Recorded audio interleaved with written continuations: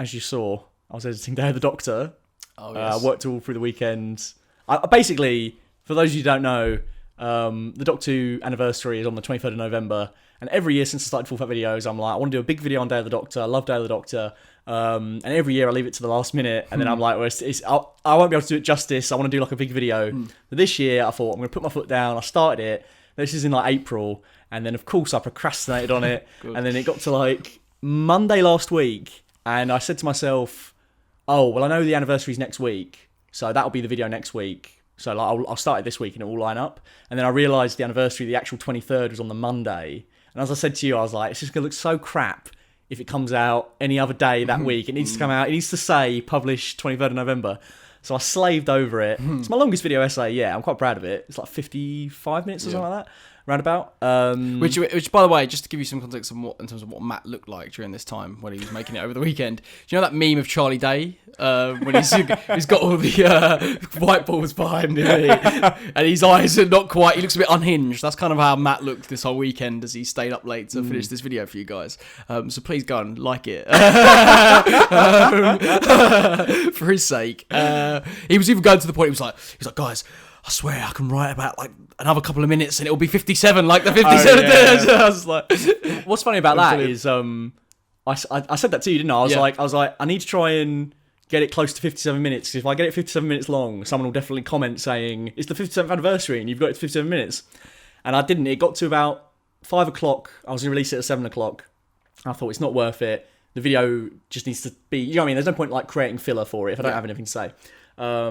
So I put the video out, and then I think within the first hour, someone commented saying, "Oh, it was something like Mr. Trick could have had it for 57 minutes." Oh, did they actually? Yeah, and I was like, "God damn it!" Oh no, I didn't know. That's funny. That's so funny. And I felt like being like, "Oh, I almost did." Yeah. Yeah. Well, I did it for you, so you don't have to. There you go. Yeah. If they're listening anyway. But yeah, well, next year when I do a follow-up video, that'll be 58 minutes long. Just to make up for it. Yeah.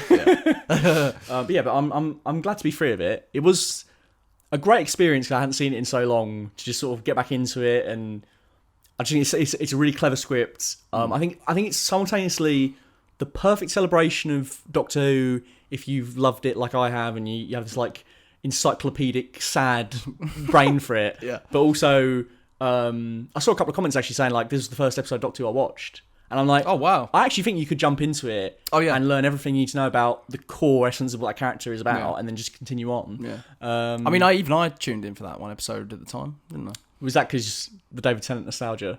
Yeah, it was just like I was hyped about it. I remember being like, I made you. Yeah, I made you watch it. Yeah. No, I remember being like, okay, that'll be cool actually to see him back. Yeah. And I get to see a little bit of what the other other guys like. Well, it's a shame because I feel like Matt Smith at that point, I touched on this a little bit in the video, is like he'd kind of become almost like a parody of what that Doctor was. Do you know what I mean? Like, it's like there's actually a line in it where John Hurt says to Matt Smith, "Are you capable of talking about flapping your hands about?" And it's like it's funny because it's like, yes, everyone should be asking that question. Why? Like everything he does in like Series 7, particularly Series 7B, and coming to those like final specials, it's like he's jumping around the place like he's had like, you know, a single lemonade and he just can't contain himself. Whereas like the Matt Smith Doctor in like Series 5 and less so in Series 6, but still kind of had it there.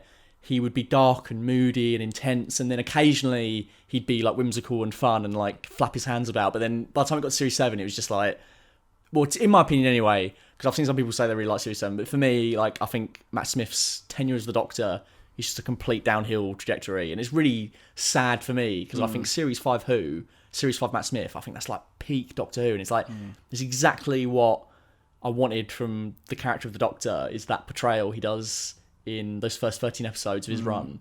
It's just a shame to me that like he never quite gets it back. Okay. And I think it's not even in like a few episodes. He does, but like particularly like Day of the Doctor, for example, I think he's pretty good in it. But it's just like it would have been so much better if it's like you're imagining Series 5 Smith with David Tennant. Do you know what I mean? Yeah. And also, I think David Tennant's so good in it, and the 10th Doctor's so cool in it that it almost makes it worse because you're like, oh, well, he's on top form, and it's like we've still got the Series 7 Smith with like the weird duff outfit and all these sorts of things. So from an outsider's perspective, it seems like Tennant's the more consistent, but Smith is just the peak of what Doctor Who can be, sort of thing. Well, I mean, this is the thing with Doctor Who. This is just my opinion. I've seen generally a lot of people give a lot of high praise to Series 5, Series 1, and Series 3. Okay. And 1 is Eccleston. Eccleston, yeah. And 5 is the first Matt Smith season. Yeah. But then you can find all kinds of wild opinions on who. Like, people love this shit, man. Like, and like, you'll see people say like, "Oh, I think Series 6 is the best." I can't believe you hate Series 7. I thought Series 7 was the best. I'm like, damn. Like, I didn't think you existed, but like, sure, yeah, let's go for that. But for me, the Rusty Davies era are more consistent. I think the Moffat era has bigger highs, but it also has lower lows. And I think RTD made it accessible and cool.